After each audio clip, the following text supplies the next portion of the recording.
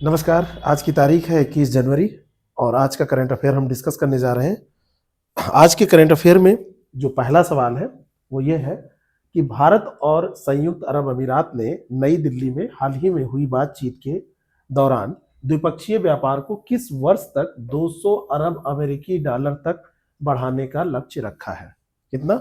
200 अरब अमेरिकी डॉलर तक बढ़ाने का लक्ष्य रखा है। तो इसका सही आंसर हो जाएगा 2032। कब तक रखा है? 2032। भारत और यूएई ने 2032 तक अपने द्विपक्षीय व्यापार को 200 अरब अमेरिकी डॉलर तक पहुंचाने का ये जो लक्ष्य रखा है, एक बड़ा लक्ष्य है, एक महत्वाकांक्षी लक्ष्य है। और प्रधानमंत्री मोदी और यूएई के राष्ट्रपति शेख मोहम्मद बिन जायद अल नाहियान, इनका नाम याद रखना बड़ा मुश्किल है, इनके भी दिल्ली में एक द्विपक्षीय बैठक हुई, उसी में यह निर्णय लिया गया है। दोनों देशों ने फरवरी 2022 में व्यापक आर्थिक भागीदारी सेपा पर हस्ताक्षर किए थे। अब आपसे प्रश्न पूछा जाएगा यूएई के साथ सेपा पर हस्ताक्षर है, तो आप कहेंगे कि हाँ, सेपा पर हस्ताक्षर है और इससे व्यापार संबंधों में तेजी आई थी। वर्तमान में वित्त वर्ष 2024-25 के लिए द्विपक्षीय व्यापार लगभग 100 अरब डॉलर के आसपास है। अब इसको 2032 तक यानी कि आगामी 5-7 सालों में इसको 2 गुना कर देना है, 200 अरब अमेरिकी डॉलर तक पहुंचा देना है। HPCL और ADNOC गैस के बीच हाल ही में हुए ऊर्जा सहयोग समझौते के तहत 0.5 मिलियन टन प्रतिवर्ष LNG की आपूर्ति कब शुरू होने वाली है?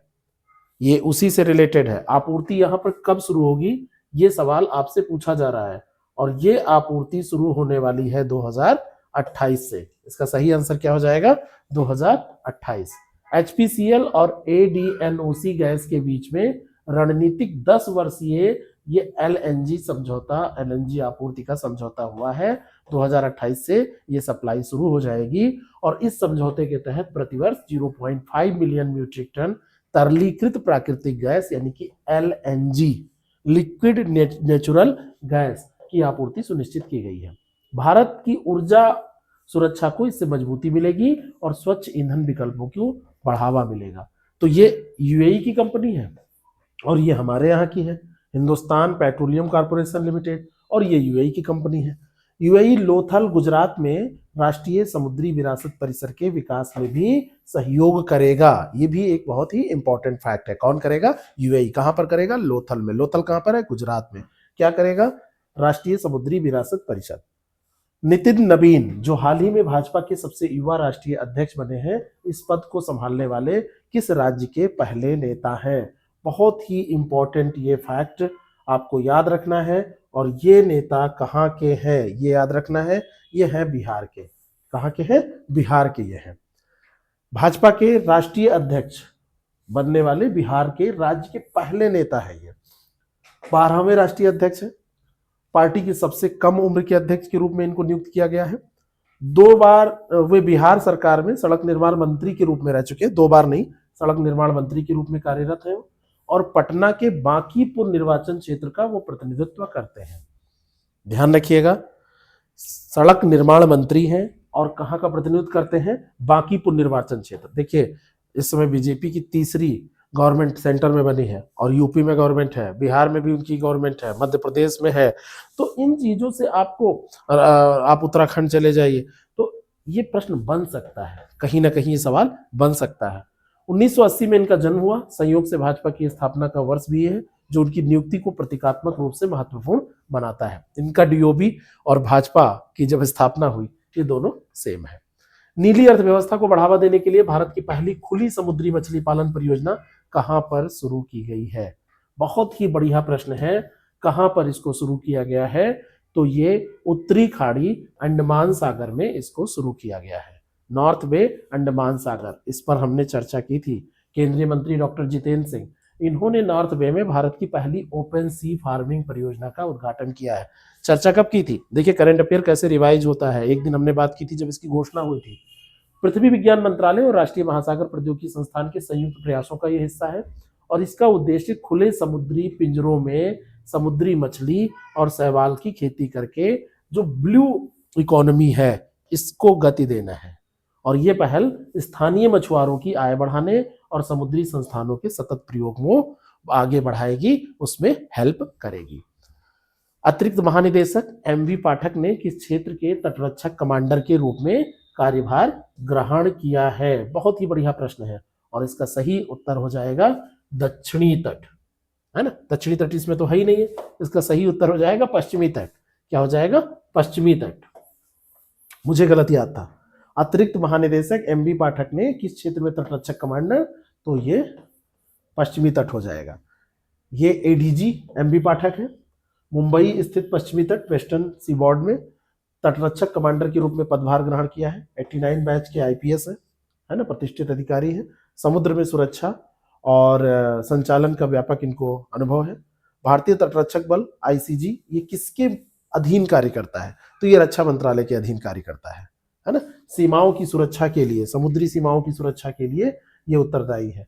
पश्चिमी समुद्री तट भारत के लिए रणनीतिक और आर्थिक रूप से अत्यंत महत्वपूर्ण क्षेत्र है। चाहे आप आर्थिक क्षेत्र के रूप में देखें, बॉम्बे हाई क्षेत्र कहाँ मिलेगा? रणनीतिक रूप में देखें, आज से नहीं, प्राचीन समय से ये है। तो इसको आप ध्यान रखिए, ये काफी इंपॉर्टेंट है। इसके बहाने आपने ये पढ़ा कि ये किस मंत्रालय के तहत काम करता है, तो ये रक्षा मंत्रालय के तहत काम करता है। बहुत सारे लोग होम मिनिस्ट्री, है ना, गृह मंत्रालय बताएंगे, तो ये गलत है। आरपीएफ इंस्पेक्टर चंदना सिंह को मुख्य रूप से किस ऑपरेशन में उनकी भूमिका के लिए अति विशिष्ट रेल सेवा पुरस्कार से सम्मानित किया गया? तो कौन सा इनका ये ऑपरेशन है? ये बहुत ही महत्वपूर्ण प्रश्न है। तो ये है ऑपरेशन नन्हे फरिश्ते, ये ऑपरेशन है। इसी के लिए इन्होंने अति विशिष्ट रेल सेवा पुरस्कार प्राप्त किया है। ऑपरेशन नन्हे फरिश्ते, अति विशिष्ट रेल सेवा पुरस्कार, और नाम है इनका आरपीएफ इंस्पेक्टर चंदना सिंह। क्या नाम है? चंदना सिंह।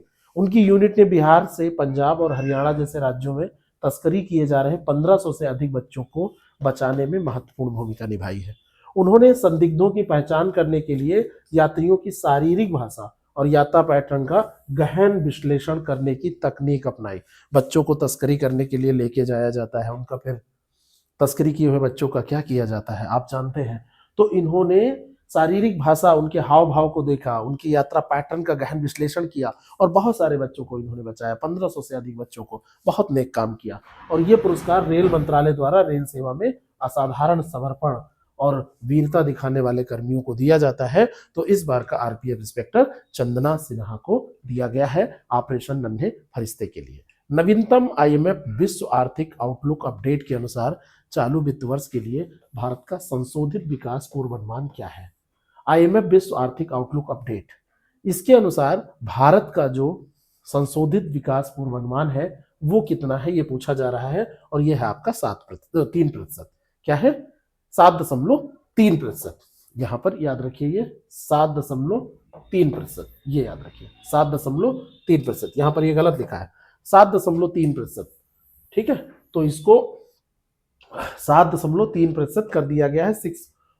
इसको बढ़ाया गया है अभी, ये ध्यान रखिएगा। ये 7.3% कर दिया गया है। यहाँ पर ये कुछ फैक्ट गड़बड़ है, 7.3% कर दिया गया है, ये ध्यान रखिएगा। ठीक है, 7.3% कर दिया गया है, 7.3%। और ये संशोधन भारत की मजबूत घरेलू मांग और विनिर्माण क्षेत्र में निरंतर सुधार को ये दर्शाता है। भाई आईएमएफ अगर हमारी रैंक वो बढ़ा रहा है कि हमारी विकास दर बढ़ जाएगी, तो यानी कि सुधार तो हो ही रहा है। वित्त वर्ष 2026-27 के लिए आईएमएफ ने भारत की जीडीपी वृद्धि 6.4% रहने का अनुमान लगाया है। और आईएमएफ की रिपोर्ट के अनुसार भारत वैश्विक स्तर पर सबसे तेजी से बढ़ती अर्थव्यवस्थाओं में से एक बना हुआ है। ये भारत के लिए बड़े गर्व की बात है। सार्वजनिक क्षेत्र के बैंकों ने एक नए क्रेडिट मूल्यांकन मॉडल का उपयोग करके 52,300 करोड़ रुपए की बात हो रही है, 52,300 करोड़ रुपए से अधिक के एमएसएमई ऋणों को मंजूरी दी है।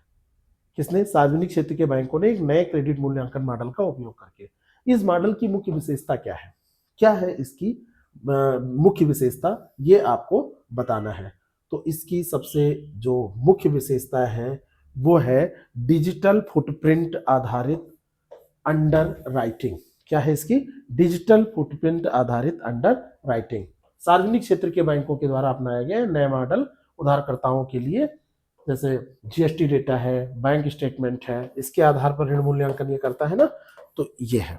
और इस डिजिटल प्रथम दृष्टिकोण ने अप्रैल से दिसंबर 2025 के बीच 3.96 लाख से अधिक एमएसएमई ऋण आवेदनों को तेजी से मंजूरी देने में मदद की है। ऋण आवेदन जब पहुंचते हैं तो उनको देखने के लिए फिर आपको क्या चाहिए, उनके रिकॉर्ड आप देखिए, तो रिकॉर्ड डिजिटली देखने में आसान होते हैं। तो जन समर्थ पोर्टल के साथ इसको इंटीग्रेट किया गया है और जो छोटे उद्यमियों को 24/7 आवेदन करने और त्वरित निर्णय के लिए सुविधा देता है। ऑनलाइन वो कभी भी आवेदन कर सकते हैं। मुख्य उद्देश्य क्या है, जो एमएसएमई क्षेत्र है उसको बूम करना है ना, उस तक ऋण पहुंच को सरल बनाना, ऋण पहुंच को सुनिश्चित करना है ना, जिससे कि मतलब जो आप कह सकते हैं जितनी बाधाएं रहती हैं वो कम हो जाए। अगला जो प्रश्न है, आईसीआईसीआई बैंक के बोर्ड ने संदीप बख्शी को किस वर्ष तक एमडी और सीईओ के रूप में फिर से नियुक्त किया है? मोस्ट इंपॉर्टेंट ये क्वेश्चन है ना, किसे नियुक्त किया है संदीप बख्शी को और किस वर्ष तक के लिए नियुक्त किया है? तो ये 2028 तक के लिए इनको नियुक्त किया गया है ना। कब तक? 2028, अक्टूबर 2028 तक एमडी और सीईओ बनाया है। 2018 में बैंक का कार्यभार उन्होंने संभाला था। बैंक ने परिचालन बहुत अच्छा किया और लाभ की स्थिति में वो काफी वृद्धि हुई है उसकी। भारतीय रिजर्व बैंक और बैंक के शेयर धारकों की औपचारिक मंजूरी के बाद ये किया गया है। अब आपसे एक सवाल पूछा जाएगा कि इसकी मंजूरी कौन करता है? तो जो बैंक के बोर्ड ऑफ डायरेक्टर्स होते हैं वो करते हैं, और साथ साथ में जो रिजर्व बैंक ऑफ इंडिया है उसका भी इसमें हस्तक्षेप होता है। वो देखता है कि इनकी परफॉर्मेंस क्या है, उसके बाद ही ना। आईसीआईसीआई बैंक भारत का दूसरा सबसे बड़ा निजी क्षेत्र का बैंक है। कारपोरेट कार्यालय इसका मुंबई में है। पहला एचडीएफसी है। पहला कौन सा है? इसको जरा हमको बताइएगा कमेंट करके, ठीक है। अगला प्रश्न है, योवेरी मुसेवेनी ने युगांडा के राष्ट्रपति के रूप में अपना 7वां कार्यकाल हासिल किया है। इस चुनाव में उनके मुख्य विपक्षी प्रतिद्वंदी कौन थे? योवेरी मुसेवेनी युगांडा के राष्ट्रपति के रूप में अपना 7वां कार्यकाल हासिल कर रहे हैं, तो इनके मुख्य विपक्षी प्रतिद्वंदी कौन थे? तो इसका सही आंसर है बॉबी वाइन। दारू से याद रखिएगा, युगांडा, ठीक है। तो बॉबी वाइन, तो बॉबी वाइन जो है इनको हरा के योवेरी मुसेवेनी ने 71.65% वोट हासिल करके ये जीत हासिल की है ना। असली नाम है इनका केगुलानी सेंतामो। जो बॉबी वाइन है एक लोकप्रिय संगीतकार से राजनेता बने हैं। इनको केवल 25% से कम वोट मिले हैं और इनको आप देखिए 70%, 72% के आसपास वोट मिले हैं, है ना। युगांडा की सत्ता में मुसेवेनी 1986 से हैं। अफ्रीका के सबसे लंबे समय तक राष्ट्रपति के रूप में कार्य करने वाले व्यक्ति हैं मुसेवेनी, युगांडा के राष्ट्रपति। पूरे अफ्रीका में इनसे ज्यादा समय तक किसी ने काम नहीं किया है। युगांडा की राजधानी कंपाला है और इस चुनाव में मतदान का प्रतिशत 52% रहा, जो 2006 के बाद सबसे कम है। ये ध्यान रखिएगा। क्या है? कंपाला। कंपाला 86 से ये बने हुए हैं। आप सोच के देखिए इतने लंबे समय से कौन बना रहता है। तो ये रहा आज का करंट अफेयर हमारा, और आप लोग लगातार इसको लाइक कर रहे हैं, पसंद कर रहे हैं। मेरे पास व्यक्तिगत मैसेज भी आ रहे हैं, इसको और भी शेयर करिए जिससे कि हम और अच्छा कर सके। बाकी चैनल पर अन्य कार्यक्रमों को भी आप देखते रहें। Thank you so much.